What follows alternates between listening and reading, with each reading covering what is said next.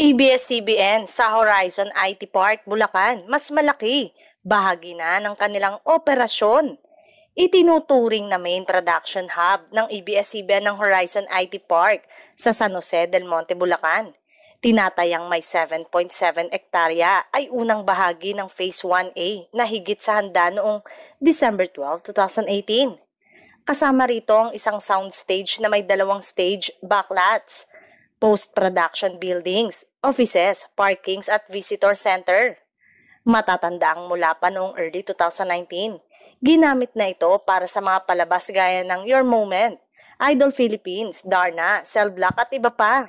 May mga naganap ding training para sa 150 kataong crew noong 2017 to 2018 upang masanay sa Hollywood standard workflows. Bagamat ang Horizon IT Park ang sentro ng production, ang headquarters function, kabilang ang executive offices at newsroom, ay inaasang ililipat mula sa broadcast center sa QC patungo sa Bulacan ngayong taon, kasabay ng pagbenta ng QC property sa Ayala Land. Ang Millennium Transmitter sa QC ay tuluyan ng isinara kahapon bilang hakbang sa hinaharap na redevelopment.